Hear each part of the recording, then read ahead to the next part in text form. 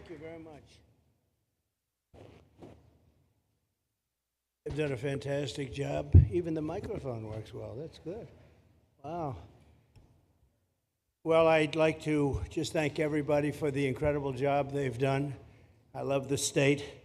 As you know, Ron and I have had a really great relationship for a long time. We had a little off period for a couple of days, but it didn't last long. It didn't last long, and a lot of respect for each other. And it's a great honor to be deep in Florida, the Florida Everglades, to open America's newest migrant detention center. It's incredibly built, and you're seeing that yourself. That's why I said, let the press join us on our walk so they can see what's happening.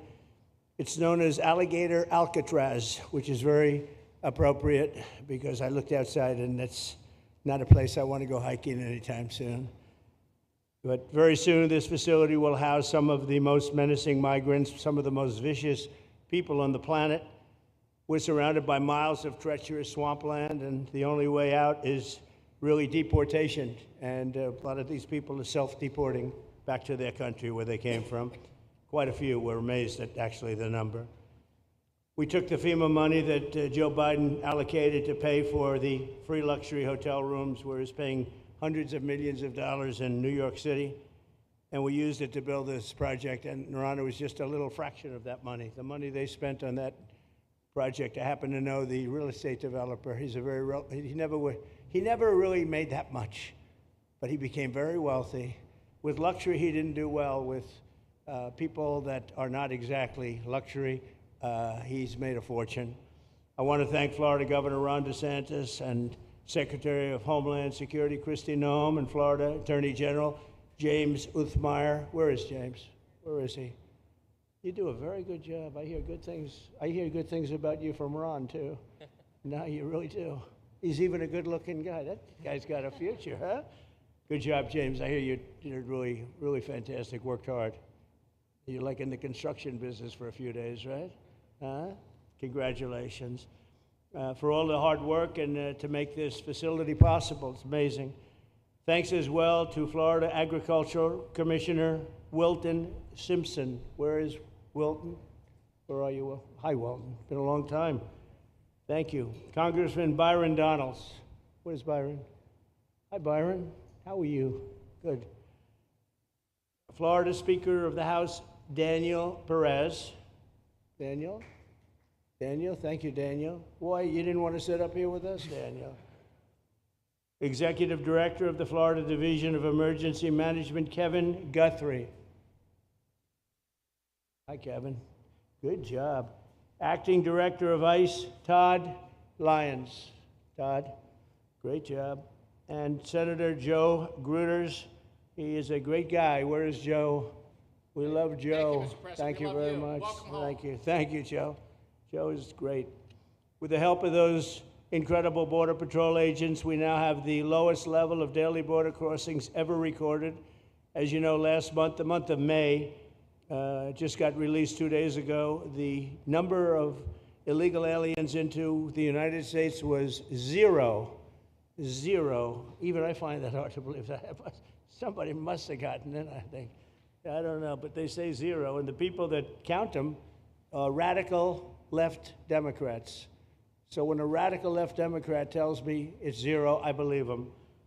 But there's still much work to do. In the 4 years before I took office, Joe Biden allowed 21 million people, that's a minimum, I think it was much higher than that, illegal aliens to invade our country. He invaded our country just like a military would invade. It's tougher because they don't wear uniforms. You don't know who they are. More than the populations of New York City, Los Angeles, Chicago, Houston, Phoenix, and Philadelphia combined. That's what came into our country from prisons, from mental institutions, from street gangs, drug dealers. It's disgusting.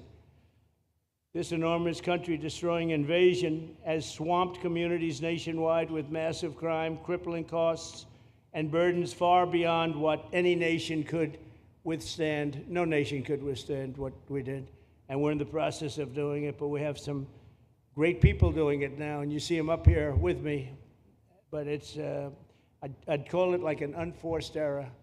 It's sort of like men and women sports. It's sort of like transgender for everybody. How could they have done this to our country? And we're never going to forget it.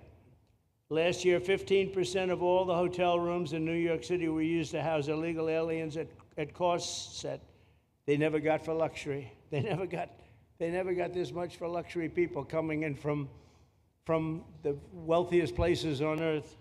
They made more money with the illegal immigrants, with many rooms costing more than $300 a night, 6 times the rent of a typical American family. In Denver, Colorado, the city was forced to cut $10 million from its police and fire department budget as part of a $90 million plan to house illegal aliens. And it's a population that's growing and growing and destroying Denver and growing. And again, it's destroying Denver. And it's destroying many other cities, too. Likewise, one of the city's largest hospital system is drowning in unpaid medical bills, unpaid in the billions, after their emergency rooms were flooded with tens of thousands of illegals, leading to the closure of critical services. And these are really critical services. They can't even keep them open for American patients. The American patients were treated worse than any illegal immigrant. In Los Angeles, 1 in every 4 students in the public school system is from a household headed by an illegal, and most of them don't speak English, so they're in a school system, and they don't have interpreters, they don't have anything, they don't speak English. What a mess, what a mess. Unforced error, all these people allowed to come in. The United States is now spending $78 billion a year on translation. Okay, think of that, $78 billion a year on translation, and smaller numbers on special education programs for non-English speakers in our public schools. So $78 billion, I think that's not a mistake. I would say $1 million maybe, hundreds of thousands of dollars, $78 billion, Joe, on translators and non-English speaking work. Federal government, the Justice Department, it's more than twice the cost of maintaining the United States Justice Department, what we're spending on translation and other things to help. In total, the average illegal alien costs American taxpayers an estimated $70,000. That's each, $70,000. I think that number is even low. If you care about balancing the budget, the single most impactful step we can take is to fully reverse the Biden migration invasion. One of the worst invasions we've ever had. We've never had an invasion like this. We've had invasions, but we've taken care of them. We've never had an invasion like this, and it's with us. And we have some very bad people out there looking to do big harm. That's why the One Big Beautiful Bill includes funding for 3,000 new Border Patrol officers and 10,000 new ICE agents. And I've gotten to know the Border Patrol and ICE very well. Unlike Kamala, she was the border czar, but she never saw the border. She never made one phone call. She was some border czar. She would have been some president. Probably would have been slightly better than Biden, though. I had to run against both of them, you know? The one guy, it's like a fighter. You knock out the one guy who's doing badly, then they put somebody else in. But fortunately, she was a stiff also. Otherwise, I would have been very angry. I would have been extremely angry. The heroes of ICE will also help round up and remove members of the savage drug cartels which are coming back into our country. And we got them out. Now some of them came back in. We just got them out again. And that's going to be a vicious cycle.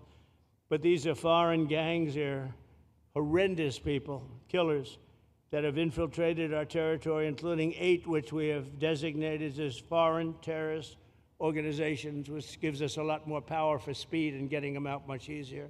And we had a great court victory, as you know, on Friday that allows us to do what we have to do from the Supreme Court of the United States.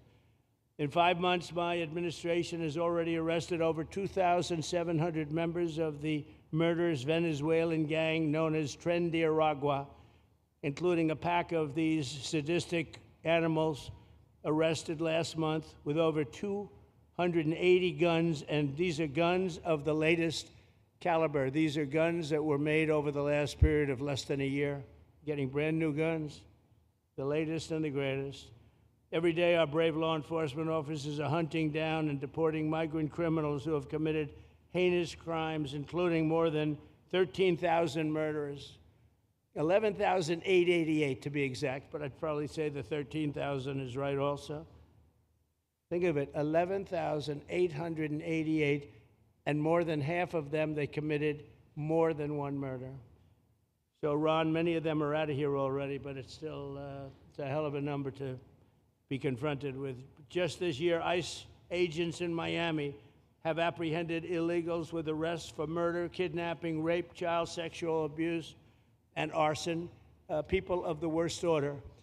We're getting these monsters out of the United States, out of Florida, out of all the places that they're in. And on January 20th, I signed an executive order empowering governors and state police to be deputized to enforce federal immigration laws. And Ron's already taken advantage of it. It's a tremendous advantage for the states. Most of them are doing it. Actually, the blue states tend not to do it. Even a couple of them have, though.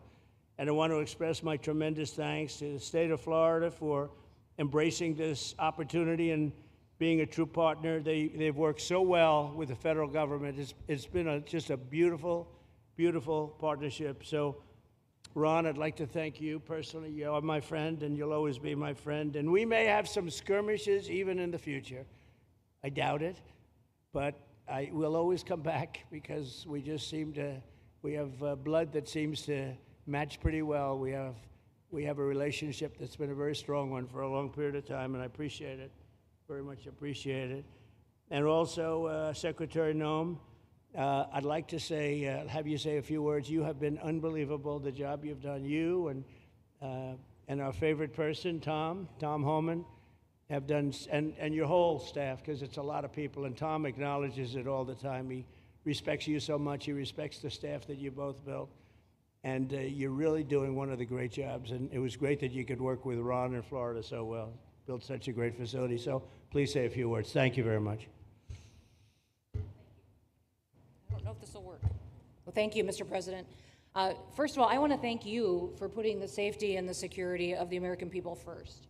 And the way that you never lose focus on making sure that America stays our priority and that the families that live here get the chance to grow up and to raise their children in communities that are safe and that give them an opportunity to pursue the American dream. This facility here is a fantastic representation of what can happen when all of government works together and when it's accountable to the taxpayers and to the citizens that live here. The president signed an executive order that allowed us to build partnerships with states and with local law enforcement officers, which is exactly how things should function in this country. More power, more authority given to people locally so that they can take control of their own destiny. And so we have already been working under the 287G program to deputize law enforcement officers, whether they be state highway patrol, local sheriff's departments in all of our states, and allow them to go out with our ICE officers, our border patrol officers, and make sure that we're getting the worst of the worst off of the streets. We also recognize that as we've been doing that and returning people back to their home countries, that we need detention facilities. We need beds to put them in place so that they can have their due process before they return home. And this facility is exactly what I want every single governor in this country to consider doing with us. What happened to start this conversation was that a young man named Jimmy Percival in my office, my general counsel, who came from Florida and used to work here, called up the Attorney General and the governor and said, hey, what do you think about partnering with us on a detention facility that we could put in place that would allow us to bring individuals there?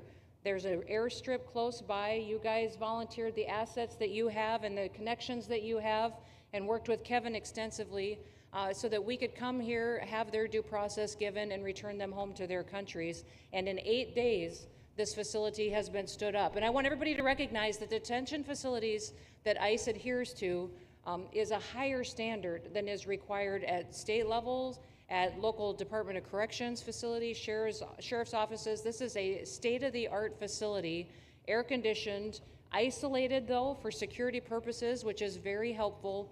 And I appreciate so many people being willing to work together to make a project like this happen. Right here on this location, we'll have about 3,000 beds. Other location will have another 2,000 beds that will allow us to bring individuals across the country that we are bringing in and incarcerating for violating our laws and immediately get them out of the country as soon as we possibly can. It's exactly what we need to be perpetuating in other states. And what I would say is, I want all of you to notice these flyers that we've got, is that everybody who sees these flyers or anybody who sees these news clips should know you can still go home on your own.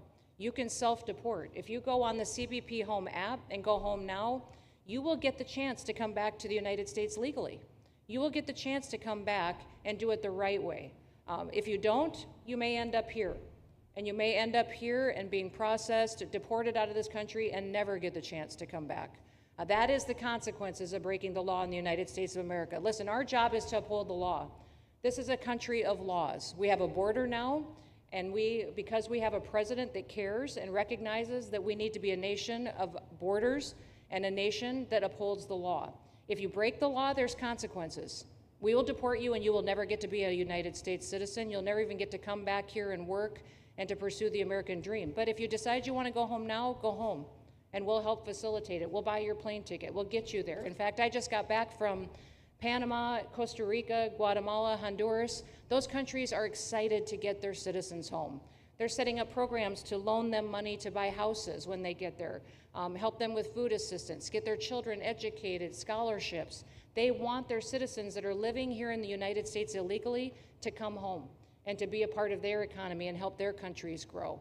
So this is a win-win for everyone, and I just want to end, Mr. President, by thanking our law enforcement officers, by thanking our ICE officers and our Border Patrol officers for what they do every day. They are out on the streets, and violence against them has increased over 500% since Trump has gone back into the White House, because he's upholding the law and because a bunch of liberals, socialists, and Marxists are out there lying about what President Trump is doing.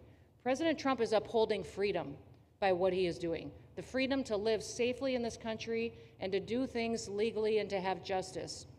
And because those liberals, and I'm calling out you, CNN, I'm calling you out because you lie every single day about what these operations are.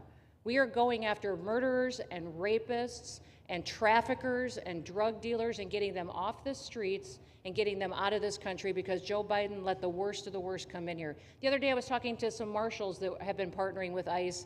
They said that they had detained a cannibal and put him on a plane to take him home, and while they had him in his seat, he started to eat himself, and they had to get him off and get him medical attention. These are the kind of deranged individuals that are on our streets in America that we're trying to target and get out of our country because they are so deranged they don't belong here. And they shouldn't be walking the streets with our children. And they shouldn't be living in the communities with our families who just want to grow up, go to job, raise their children to grow up and get a job and to live the American dream. So thank you to all of our law enforcement officers, those in our military that have been helping, our National Guard. Thank you to Governor DeSantis for stepping up and being an example to other governors. I hope my phone rings off the hook from governors calling and saying, how can we do what Florida just did? How can we do exactly what they did? Because we need this big, beautiful bill. We absolutely have to have this big, beautiful bill that has the funding so that we can continue this operation and we can get those bad criminals off of our streets and have the officers to do it so that when they go out on an operation, somebody's got their back. Somebody's got their back, they can do it safely, and they can go home to their families at night too. So this bill needs to pass through Congress so we have the resources at the Department of Homeland Security to make sure that our homeland truly is secure. And Mr. President, thank you for Stephen Miller. I just want to thank you for him. This guy calls me night and day and tells me all of his wise advice and wisdom, but he's a rock star because he loves this country and he's passionate about making sure that nobody is prioritized over an American citizen. We love everybody. We do. We love everybody. Not everybody. Well, a lot of people. But we shouldn't be putting people illegally above citizens. We should be making sure that we do things right, and that's what America has always stood for, and we're an example to the rest of the world because we do it right. So, Mr. President, you surround yourself with great people, and I think that's because everybody wants to work for the greatest president that the United States has ever had, and that's President Donald J. Trump. Thank you very sir. much, Christy. That's Thank so you for nice. your. Thank you. Thank you very much. And I have to say that, you know, when Christie's name was put before me by Tom Homan, by the way, because I wanted him for the border, and somehow I thought that was going to be good in that sort. But he didn't want the upper job, and I said, who do you recommend? Christy Noem. I said, oh, are you kidding? She's great, but she's such a fine, elegant person. He said, "Sir, she's tough as hell." I said, "Are you sure?" "You are tough as hell, I tell you, and you do it in a very nice way, but you are, if you ever saw her ride a horse, she rides a horse like she should be in the rodeo. She's like an unbelievable horse person, and you've done a fantastic job, and Steve Miller would even agree to that, and he likes nobody, by the way. I don't think he likes anybody. And another one we like is Ron. And Ron, would you say a few words, please? Sure. Well, thank you, Mr. President. Welcome back to Florida. And I think this is the first time you've been back since the events of a couple weeks. So just let me say, as somebody that was serving on active duty in Iraq back in the day, we witnessed the number of our troops that were killed or wounded by the Iranians.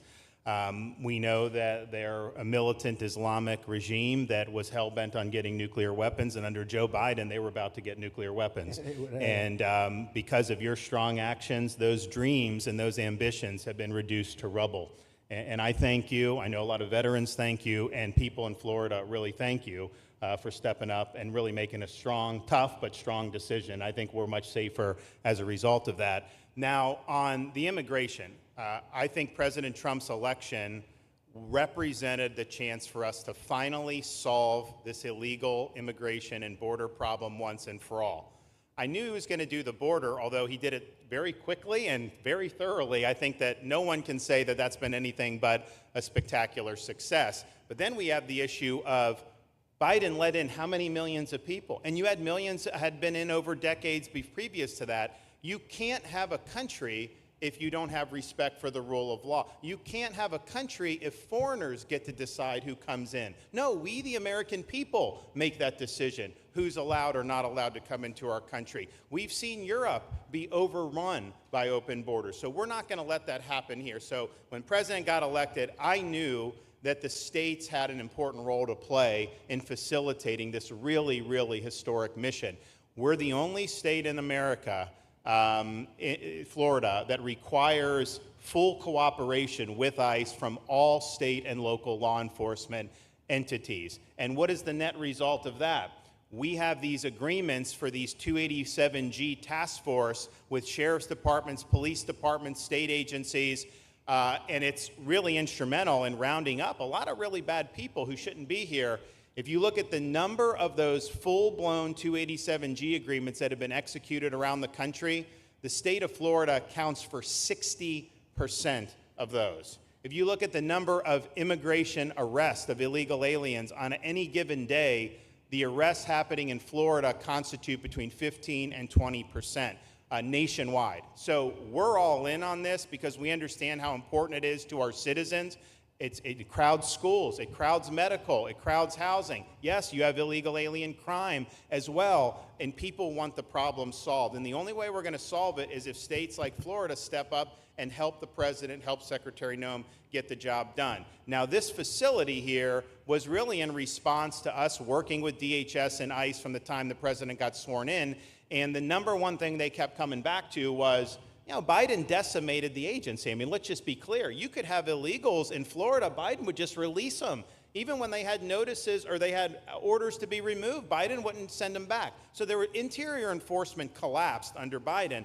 So they're building it back up. But they're like, we need detention space in order to be able to bring about more deportations. And so what we have here can hold 3,000 now. We have 2,000 facility up at Camp Blanding that we're going to be open, which is our National Guard site. But think about what you have here. They come here, say they already or been ordered to be deported. You drive them 2,000 feet to the runway, and then they're gone. It's a one-stop shop. And this airport that's been here for a long time is the perfectly secure location. It's going to make a big difference. And let me just thank everyone who was involved.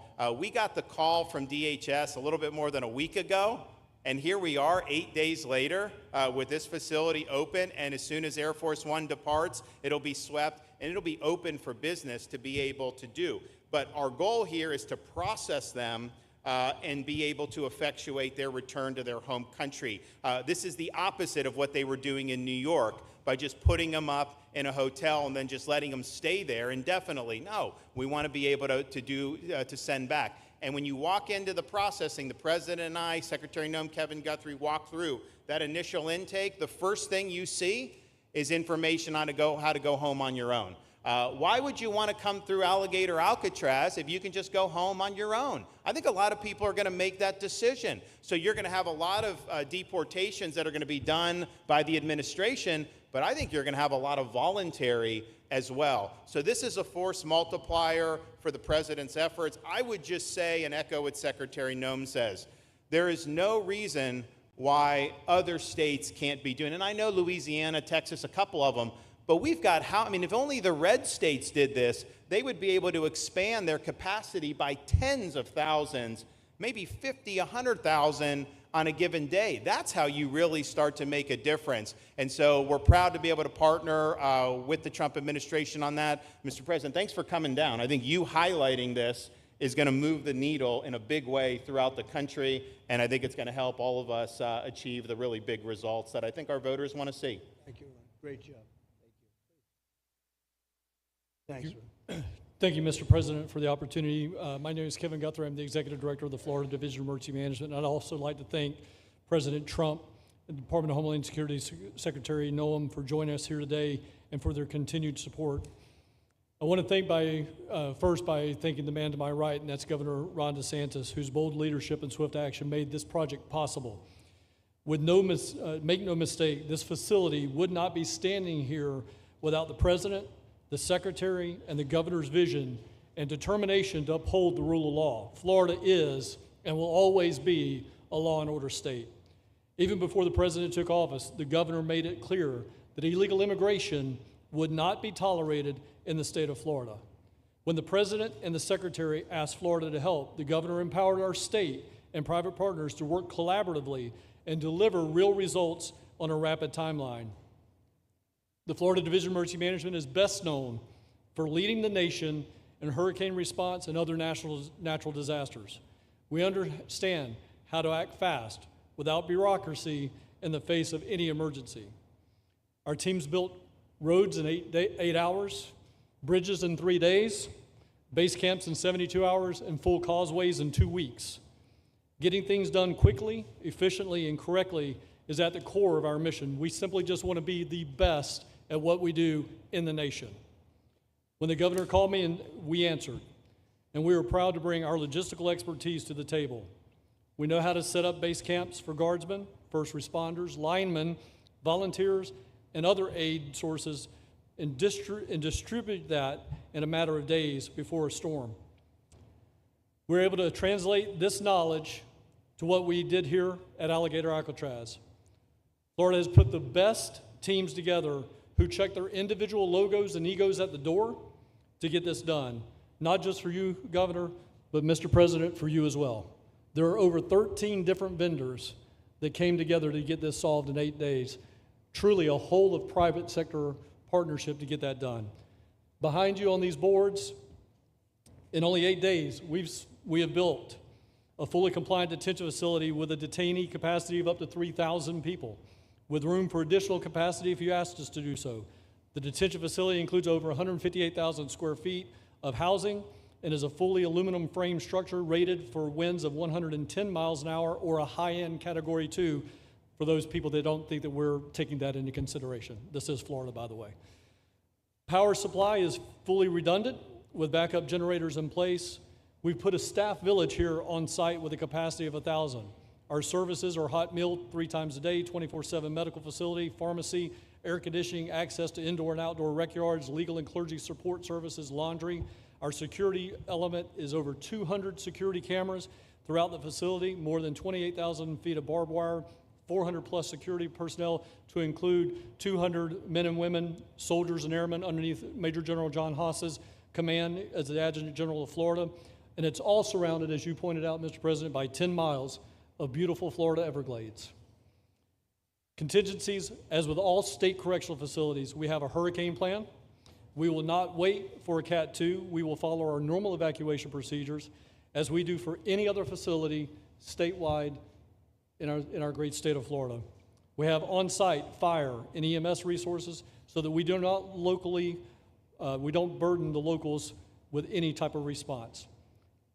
All in all, sir, this has been a perfect state logistics exercise for this hurricane season. Everything we did here in the last 8 days God forbid, if we have a hurricane, we're going to do it again. This was a dress rehearsal for us, and we are ready, willing, and able to support you, sir, the governor, secretary, and everything that you need us to do. Just a week ago, it was a taxiway and a runway, and now it's a fully functioning facility. We are happy to support you, Mr. President, Governor, Secretary.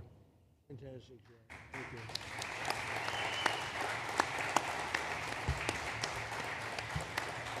Byron, please.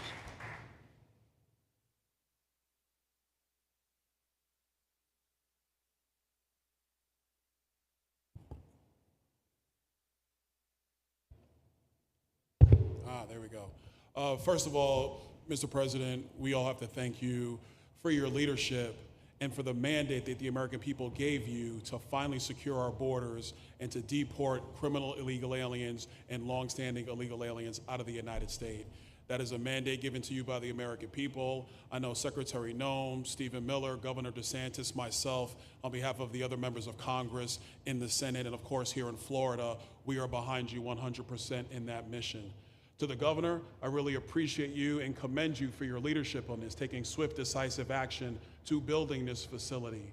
One of the things that has occurred because of the work you did earlier this year with the legislature is that our sheriffs are out there every single day. They are arresting these criminal aliens in our streets, and they're seeing some backlog in their jails. So this facility primarily goes to address some of that backlog and then to help us fulfill the mission that the president has led us to. So Governor, thank you for your leadership and thank you for your decisive action on this. It really does mean a lot to all the people of Florida, of course the people of the 19th Congressional District.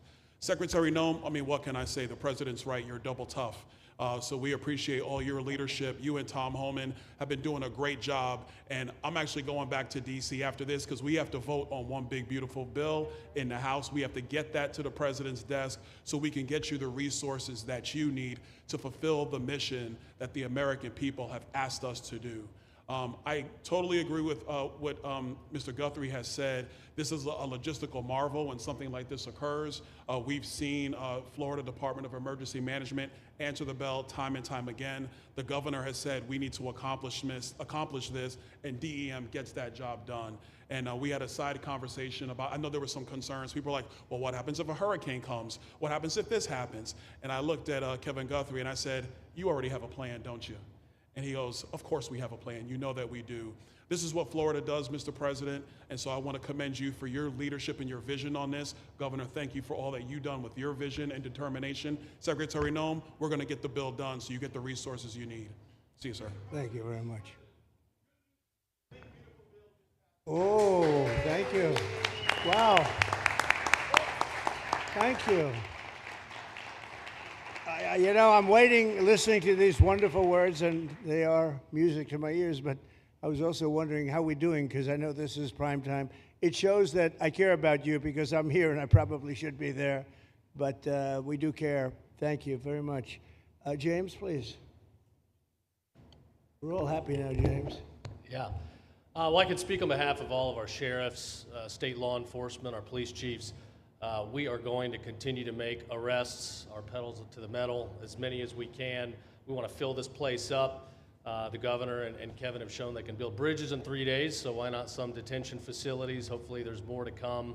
And you really kind of were the inspiration for this. We like the idea of reopening the original Alcatraz. I don't know if that can happen or not, but we thought, hey, we've got our own natural Alcatraz in the middle of the Everglades. Right. Great runway, great perimeter, so let's make it happen. In Florida, we walk the walk, and we will deliver for all of you. Thank you. Well, I heard you were responsible for the locational pick, and you cannot have picked a better location. I said, whoever the hell made this choice, I know you take it a little heat from some environmental groups, but I take it all the time, and that's an honor.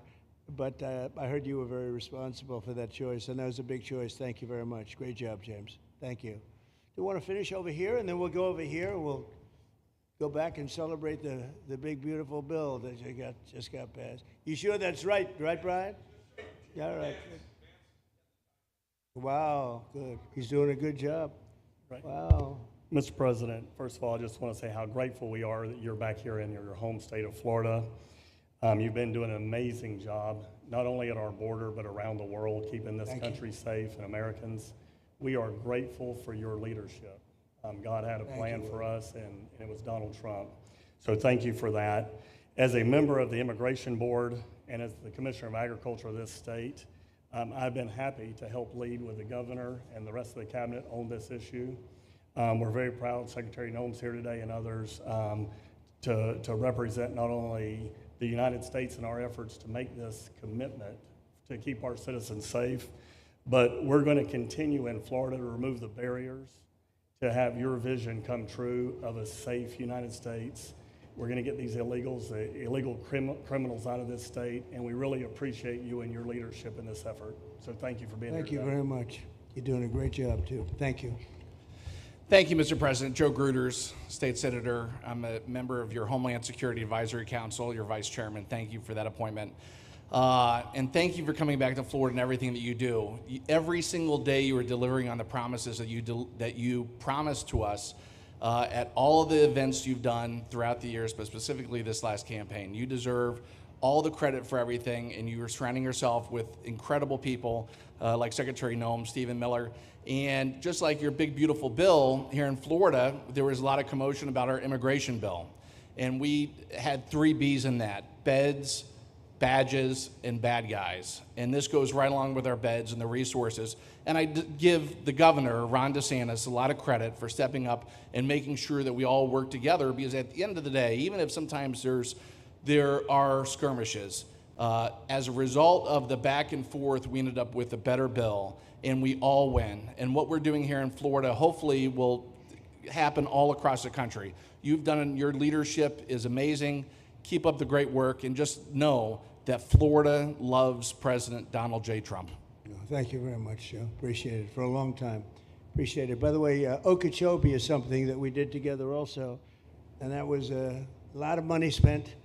I hope it was well spent. I know we did a Rolls-Royce job, but it's a lot of money that we spent out there together. And how is it going? You can delegate that to us, because we move faster than the Army Corps. Good. So we will finish that reservoir. Good. If you delegate it to us, I'll get it done and much quicker. Oh, I would do that. Yeah.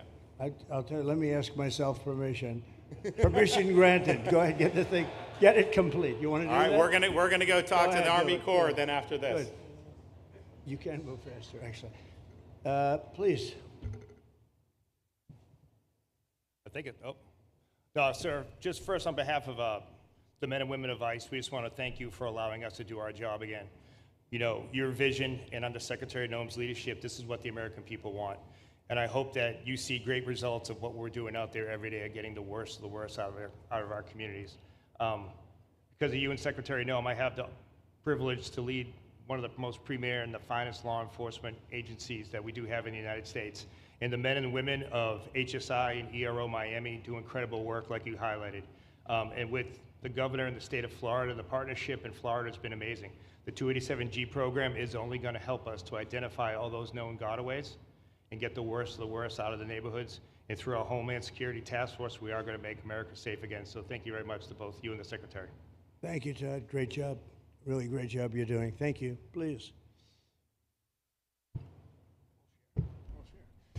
Good morning, Mr. President. Hi. Thank you so much for coming. Again, as Garrett Ripp, I'm the Field Office Director for ICRO here for the Miami Field Office. Incredible collaborative work we've been doing together, working with the state, working with our local partners.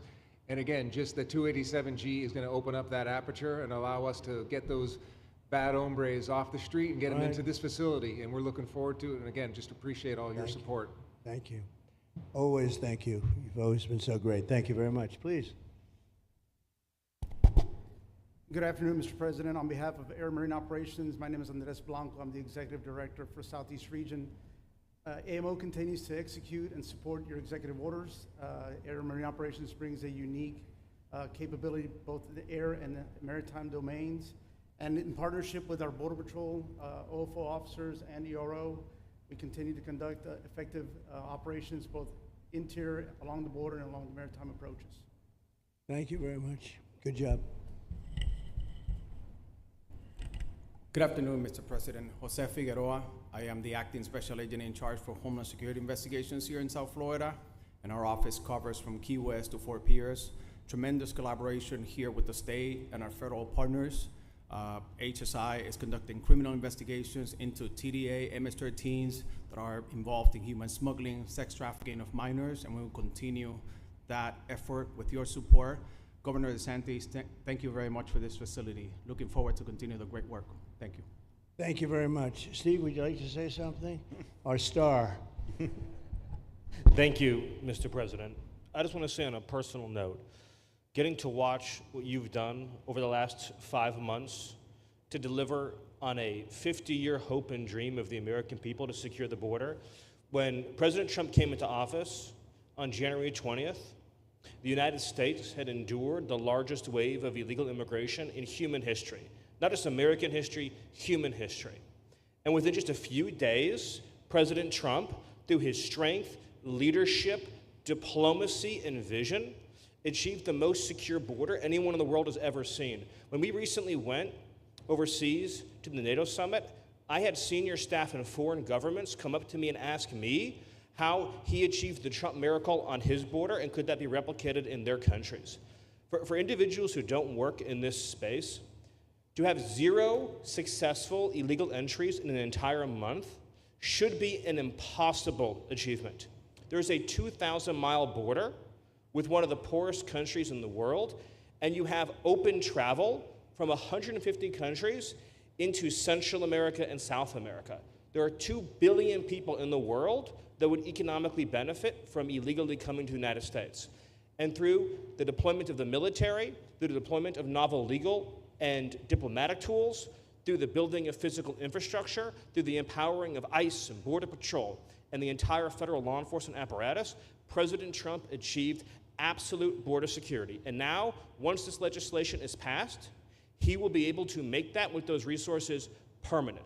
Watching what you've done, sir, has been one of the honors of a lifetime. I'm proud to be able to play any role in it. And what President Trump is going to achieve next with the resources in this bill will make America safer, stronger, freer, more sovereign, and more prosperous than it has ever been before. Thank you, sir. Thank you, Steve. Oh. Thank you.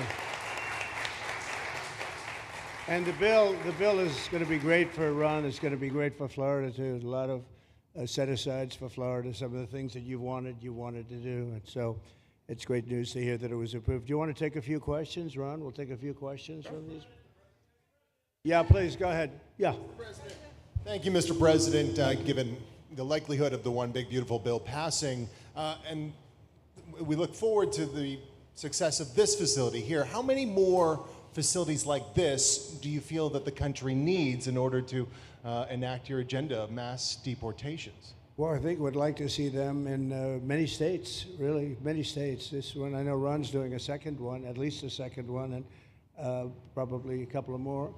And, you know, at some point, they might morph into a system where you're going to keep it for a long time. You know, it's not that far away from jails that take years to build, and money is spent and wasted. And, you know, like the railway that they have in California that costs like 40 times more than it was supposed to cost. The same things happens with prisons. You look at this in a short period of time, Ron, James, and some of the people that really worked on it along with our people, they did this in less than a week.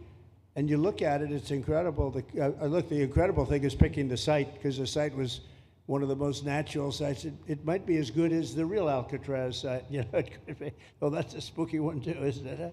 That's a tough site.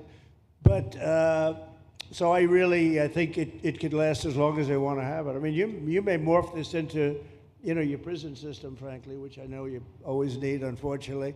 I'd like to say, you know, a little controversial, but I couldn't care less. We have a lot of bad criminals that came into this country, and they came in stupidly. It was an unforced error. It was an incompetent president that allowed it to happen. It was an auto pen maybe that allowed it to happen, and it did happen. But we also have a lot of bad people that have been here for a long time, people that whack people over the head with a baseball bat from behind when they're not looking and kill them, people that knife you when you're walking down the street. They're not new to our country. They're old to our country. Many of them were born in our country. I think we ought to get them the hell out of here, too. You want to know the truth. So maybe that'll be the next job that we'll work on together. But I think getting them out, you know, we forget about them. We had some bad accidents in New York. And they're not accidents. They were done very much on purpose. People being pushed into a subway just before it arrives, going 40 miles an hour. and they're 10 feet away from where the thing is. You get pushed right into the face of the subway train, get whacked and killed. And these are sick people. I'd like to get them out of here too.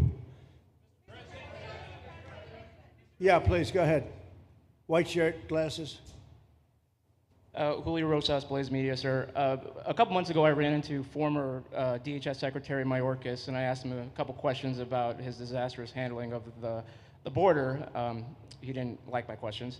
But the number one question that I heard from people in responding to my video was, why hasn't he been arrested yet? Obviously, you guys are cleaning up the mess that was made deliberately for the past 4 years, and so people want accountability. It's great to see that the border is secured, and it's great to see the state level cooperation. But I guess I would ask you, why hasn't he been held accountable, or anybody really? Well, pardons were given out by to many people, and they shouldn't have been given out. Like the Unselect Committee of Political Thugs was given a pardon because they destroyed all of the information from 2 years of hearings, and they should be arrested, but they were given pardons. Was he given a pardon, Mayorkas? Was he not? I don't believe so. Well, sir. I'd take a look at that one, because what he did is it's beyond incompetence. Something had to be done. Now, with that being said, he took orders from other people, and he was really doing the orders. And you could say he was very loyal to them, because it must have been very hard for him to stand up and sit up and talk about what he allowed to happen to this country and be serious about it. So he was given orders. If he wasn't given a pardon, I could see looking at that. In fact, why don't you take a look at it, Kristen? He was impeached, but yeah, it was just a fake impeachment. It was a fake impeachment. Why don't you take a look at it? I think he was so bad. They were all so bad. Look, it was the worst president in the history of our country. We've had some bad ones, but he was the worst president. But somebody told Mayorkas to do that, and he followed orders, but that doesn't necessarily hold him harmless. So take a look at it. Very good question, actually. Thank you. Yeah, please. Go ahead.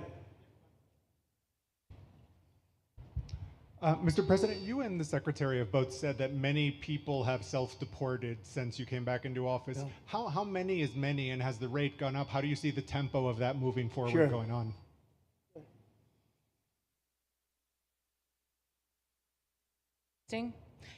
We have had several 100,000, but also we have many that have self-deported, not even using the CBP Home app.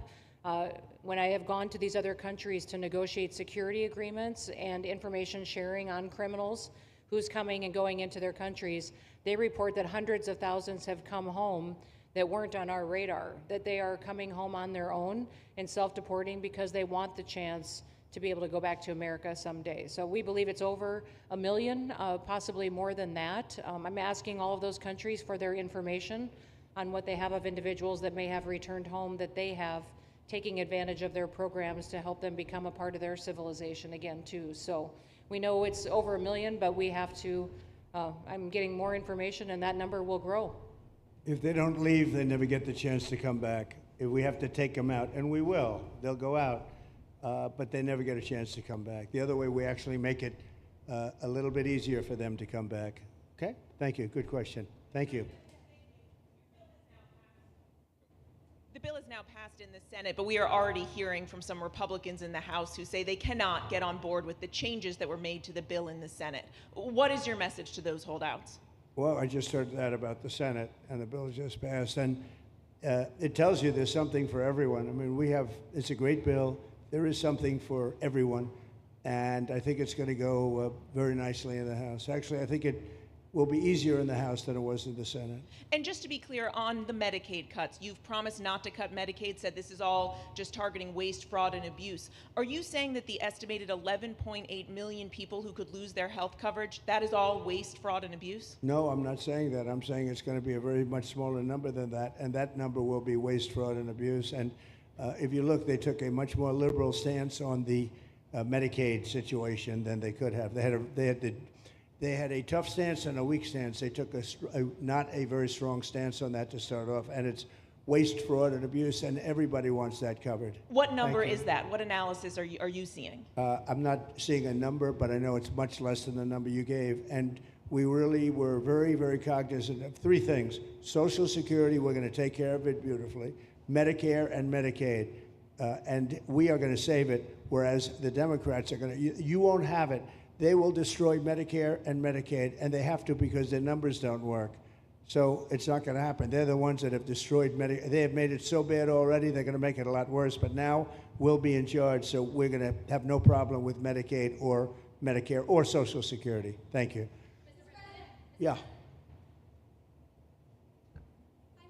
Claire Gall with Wink News in Fort Myers. What is your direction to ICE when it comes to arresting farm workers here illegally, other workers in industries that are pretty critical to Florida's economy? Yeah.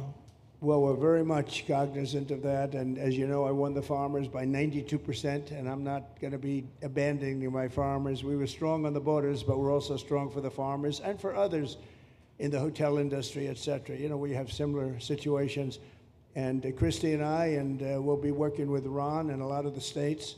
We're going to work something where the farmers can be responsible for some of the people that have, and they have people, Ron, for 10, 15 years that they know very well. We're going to put them responsible. And we're going to issue a form of a card or document, and the farmer is going to be responsible for these people. They're not going to have citizenship, but they'll be working, they'll be paying taxes. We need to get our farmers the people they need, otherwise our farmers aren't going to be able to do their land. You know, it was tried once before, many, many years ago, where there was a very strong guy, and he got everybody out, and every farm, almost in the country, but every farm in California, every farm in Iowa, almost all the farms went bankrupt. They had nobody to work, and we don't want to have that situation. So we're going to work it. We're going to put our farmers and others in charge of the people that they have under them. They know the people, and I think it's going to work out really well. We're going to take care of our farmer, but we're going to get the criminals out. Okay? Yeah, go ahead, please.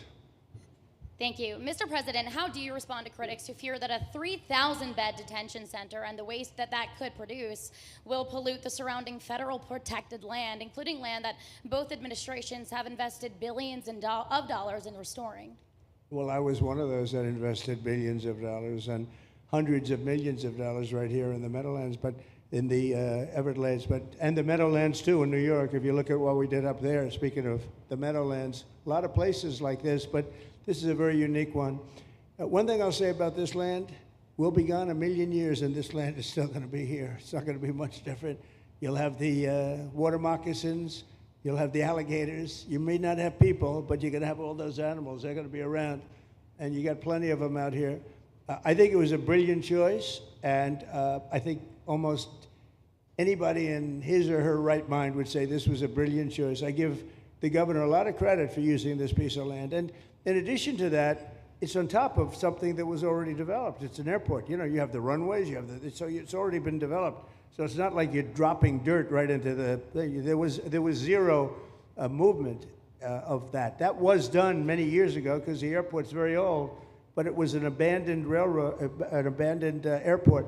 And frankly, it's like perfect. And you can do expansion on this site substantially without doing anything. So the people, I heard them complaining about the Everglades. There's no, I don't think you've done anything to the Everglades. I think you're just enhancing it. This was already here. How long has the airport been here? Decades.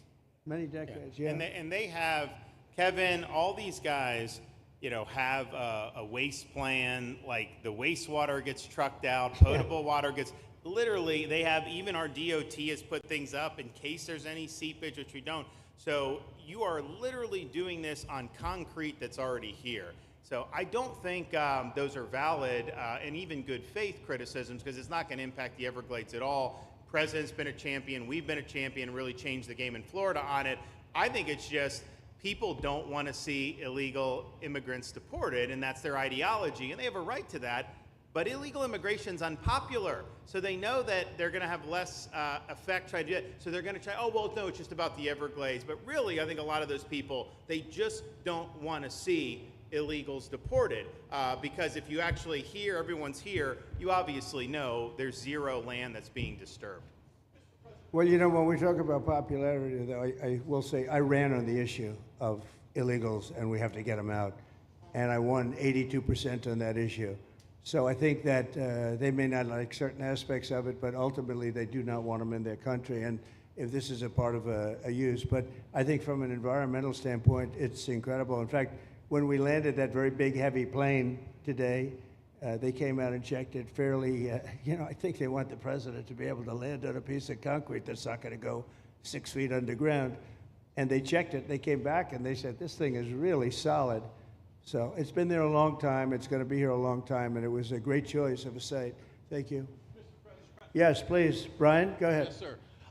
The people of Syria were recently seen on the streets waving American flags, chanting Trump, Trump, Trump. They're so appreciative of the economic sanctions that was lifted on that country, giving them a little bit of hope for prosperity. You want to comment on that? Well, they're great people, and the man that is leading them has a reputation. He's the head of some pretty tough organizations, and a lot of people criticized me for that. I said, well, what are we going to do, take him out of a day school, a country day school?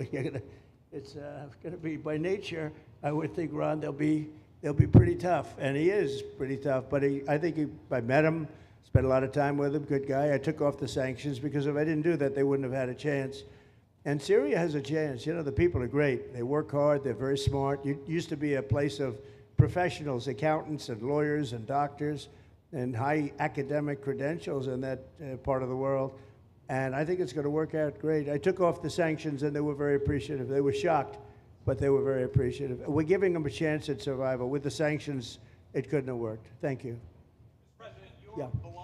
Mr. President, your beloved New York City may well be led by a communist soon, Zorhan Mandami, who in his nomination speech said he will defy ICE and will not allow ICE to arrest criminal aliens in New York City. Your message to communist Zorhan Mandami? Well, then we'll have to arrest him. Look, we don't need a communist in this country, but if we have one, I'm going to be watching over him very carefully on behalf of the nation. We send him money. We send him all the things that he needs to run a government. And by the way, they get about 3 times what you get, Ron. If you look at the per capita, Florida gets 1/3 of what New York gets in terms of the numbers. Why don't you give us those numbers?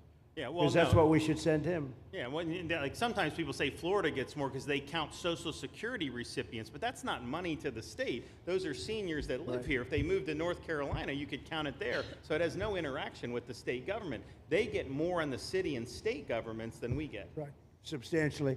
We're going to be watching that very carefully, and a lot of people are saying he's here illegally. We're going to look at everything, and ideally. He's going to turn out to be much less than a communist. But right now, he's a communist. That's not a socialist. I've always said, we will not have socialism in this country. In the speeches, I said, well, what? They skipped socialism. And you get a lot of them like that. And you see AOC, she's out there with her, bad IQ. She's out there ranting and raving about how wonderful he is. And look, so far he's winning. He still has a race to win, but so far he's winning, and he has an advantage as a Democrat in New York City.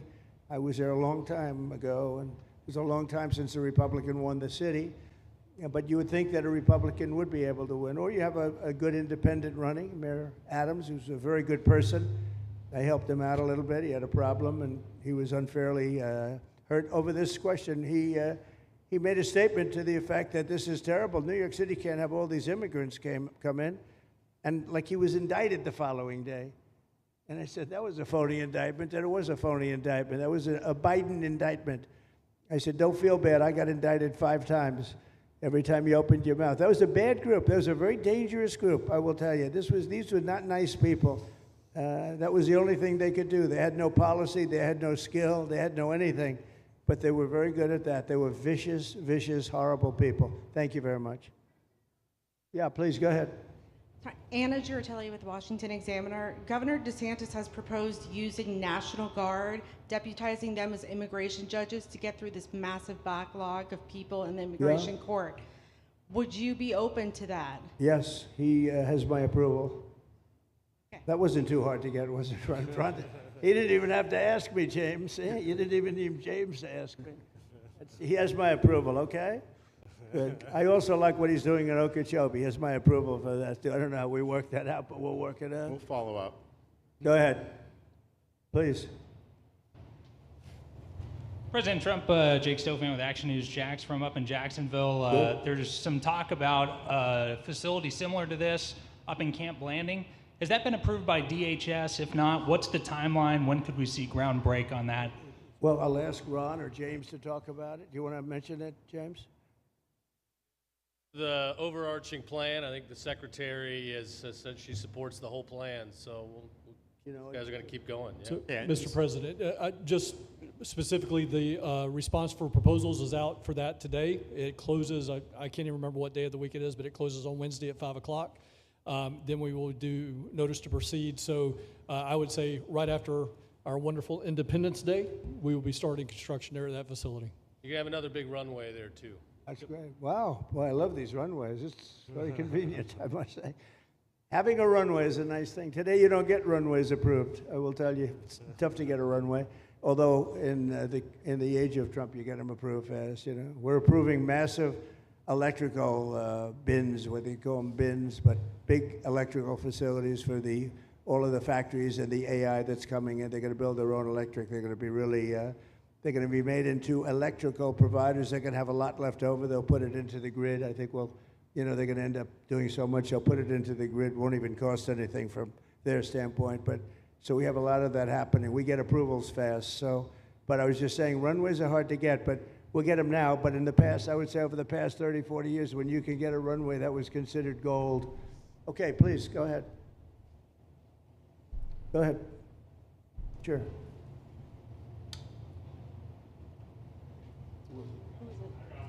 Okay, go ahead. Yes. President Trump, Laverne McGee, News 6 Orlando. You have fulfilled several campaign promises along with the help of Governor Ron DeSantis. What is the next campaign promise that you plan to fulfill to the American people? So we have turned this country around in less than 6 months. And when I was away, and I was telling Ron, I was telling some others, I've said it a little publicly, I guess, but I met a lot of very important people. The King of Saudi Arabia, I was there 2 weeks ago, and Qatar, the leader of Qatar, who's great, and the leader of UAE, who's great. These are very substantial people, very smart people, and good people. And all three of them said essentially the same thing, along with many other people, because I just left NATO. NATO's we took it up to 5%. Nobody can believe that one run. That would be hard, but nobody believes that. What happened in NATO, over $1 trillion a year from like nothing. It was an honor. But every leader said that a year ago, this country was dead. They had no confidence in the United. They really felt it was a dead country, and it was some bad things were going to happen. But they used the term, it was a dead country, and now they said you have the hottest country anywhere in the world. We're the hottest country in the world right now.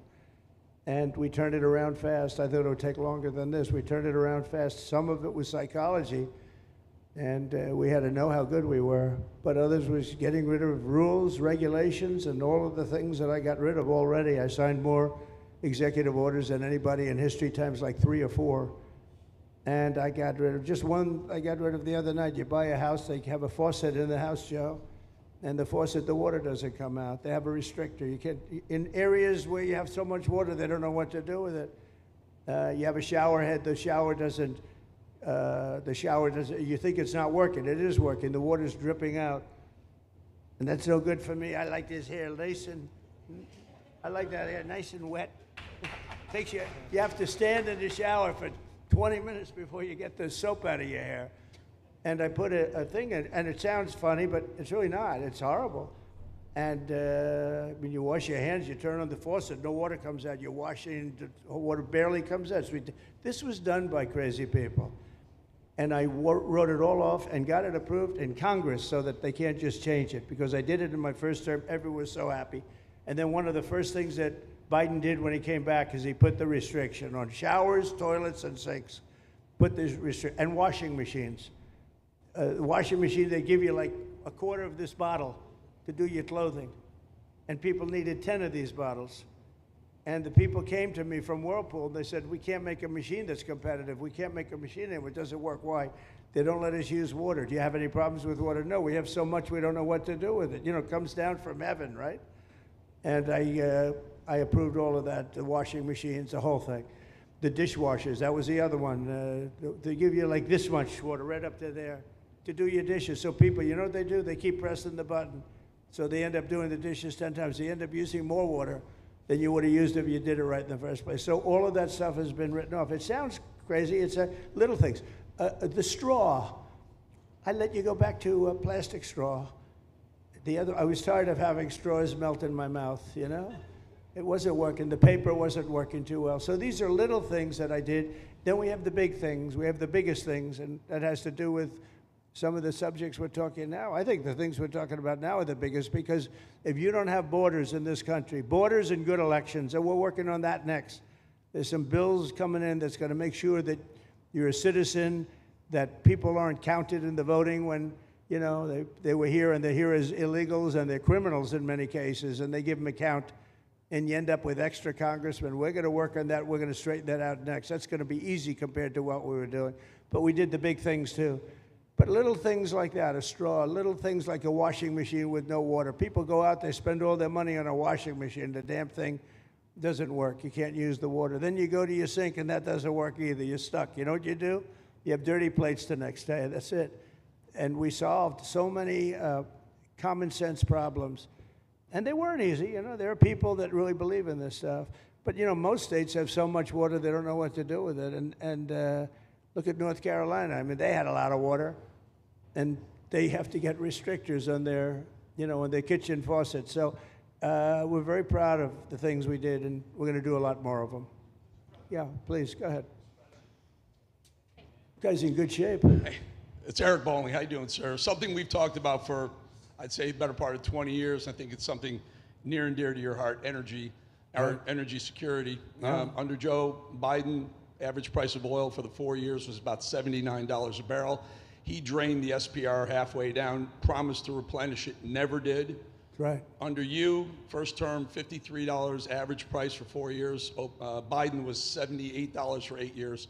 It was never refilled. The question is now it's $64 or so. Yeah.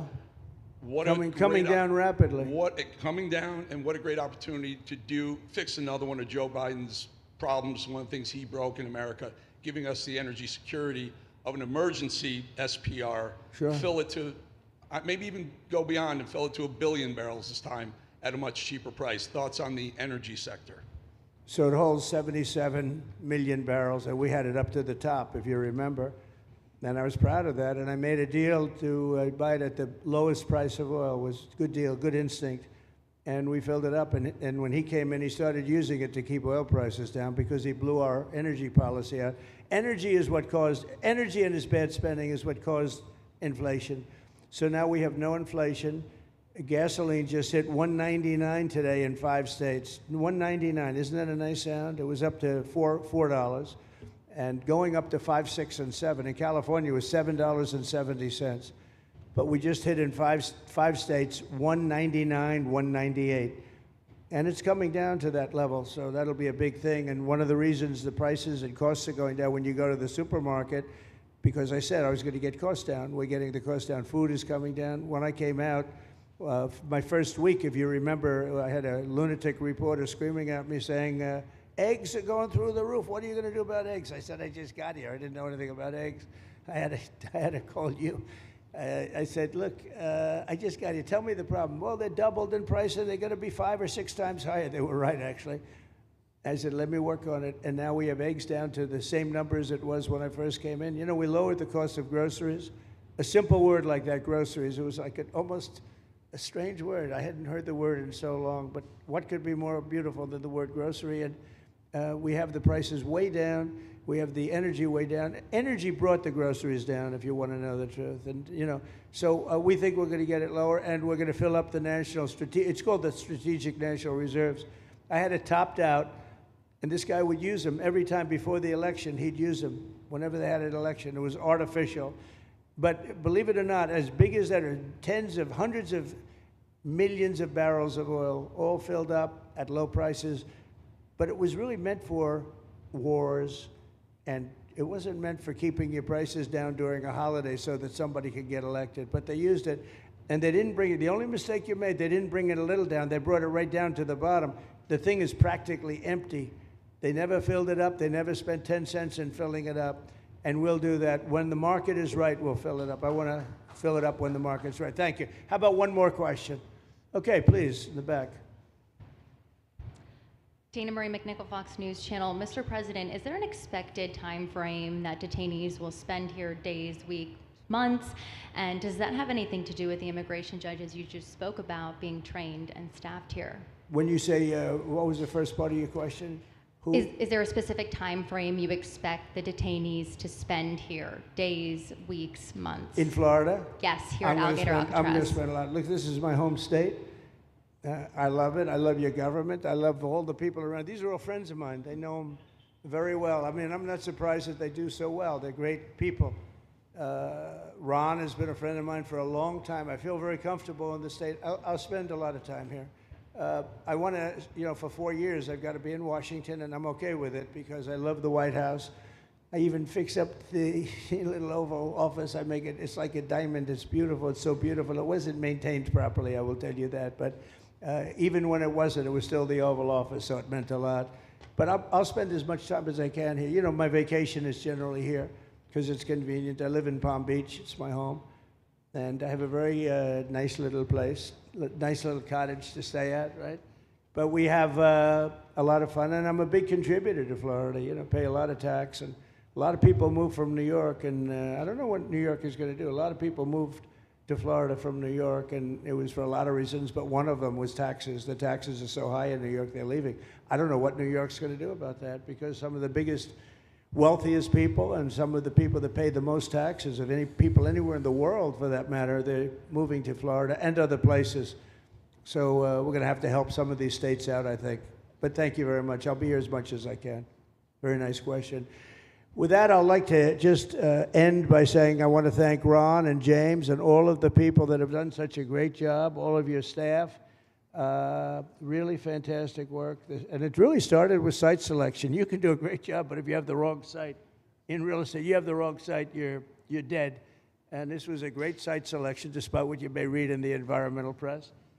Good job. And this was an honor for Christy and myself and Steve and all of our people to be here. And I also appreciate the media. They've treated us very fairly. Over the last few weeks, I've been treated very nicely. And it's so unusual. I'm not used to it, but we've gotten great accolades. Brian, I want to thank you for calling out, because I was waiting here, because I knew the vote was taking place and I'm answering questions, right? So I want to thank you very much and say hello to our friend. And I will see a lot of you. Thank you very much. We're going to make America great again. Thank you very much.